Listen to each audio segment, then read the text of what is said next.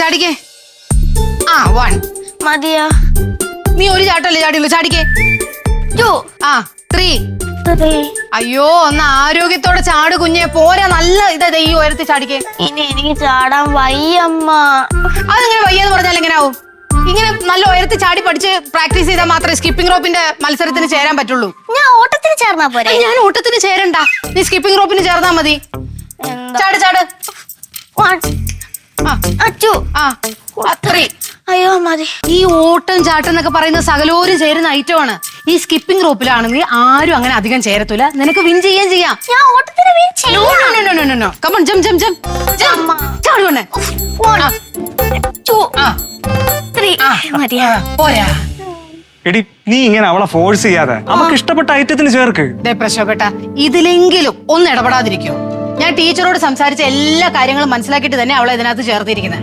ഇതിനകത്ത് വിൻ ചെയ്ത് കഴിഞ്ഞാൽ പിന്നെ സ്റ്റേറ്റ് കോമ്പറ്റീഷനിൽ പോകാം. ഞാൻ പറഞ്ഞതല്ല ഞാൻ ഓട്ടത്തിന് വിൻ ചെയ്യാന്ന്. എനിക്ക് അത്ര വിശ്വാസം പോരാ. നീ സ്കിപ്പിംഗ് റോപ്പ് ചെയ്താൽ മതി. ഞാൻ കുറെ നേരം പറയണു.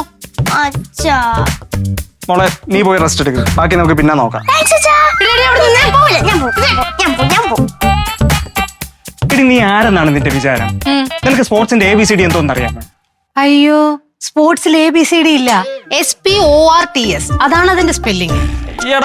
വളിച്ച കോമഡി. തോന്നുന്നു. എടി അവക്ക് പ്രൈസ് കിട്ടണോ ഇല്ലേ എന്നുള്ളതല്ല വിഷയം. അവക്ക് ഇഷ്ടപ്പെട്ട ഐറ്റത്തിന് ചേർത്താലേ അവക്ക് എഫേർട്ട് ഇടാൻ പറ്റൂ. അങ്ങനൊന്നുമില്ല. ആ താരയുടെ മോൻ ലോങ് ജമ്പർ ആണല്ലോ, എന്നിട്ട് അവൻ ഇതിൽ പങ്കെടുത്ത് വെച്ച് ഫസ്റ്റ് വാങ്ങിച്ചല്ലോ. അപ്പൊ നീ മോളെ മത്സരിപ്പിക്കണത് അവരെയൊക്കെ മുമ്പ് ജാട കാണിക്കാനാണല്ലേ? അതിനൊന്നും അല്ല, ഇതൊക്കെ ഒരു സ്പോർട്സ്മാൻ സ്പിരിറ്റിന്റെ ഭാഗമാണ്. Sportsman spirit. എടി നീ കൊച്ചിലെ പാണ്ഡ്യം കളിച്ചോണ്ടല്ലേ നടന്നത്? ഓ, അവളാണ് സ്പോർട്സ്മാൻ സ്പിരിറ്റിനെ പറ്റി പറയാൻ വന്നിരിക്കണം. അതും കോളേജ് ചാമ്പ്യനെ എന്റെ. അതെ, ഡൊണേഷന്റെ കാര്യം എന്തായി? അത് ഞാൻ കൊടുത്തോളാം. പിന്നെ അതെന്റെ പേര് കൊടുത്താ നിന്റെ അത് അമ്മേലെ പേരില് കൊടുക്കണോ കേട്ടാ? ചേട്ടാ, അമ്മയുടെ പേര് കൊടുത്താ എനിക്കെങ്ങനെ വില കിട്ടും? ജാട കാണിക്കാന്ന് വെച്ചാ എല്ലാ പ്ലാനിങ്ങും പൊളിയാണല്ലോ. പ്രശോഭേട്ടാ, വീട്ടിൽ വന്നാൽ മുളക് തരാം, മുളക് തന്നാൽ എന്ത് തരും രായണ്ണ രായണ്ണ.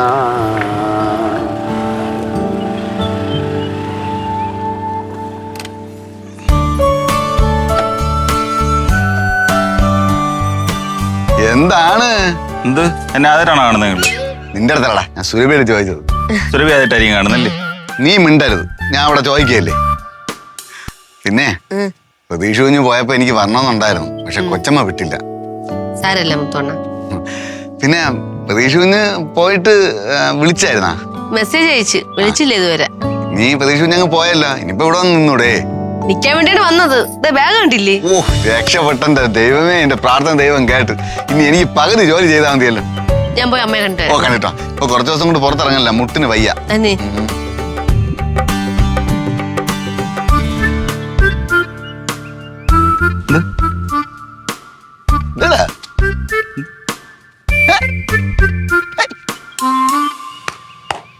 എന്ത് മിണ്ടാ നിക്കണം നിന്റെ അടുത്ത്?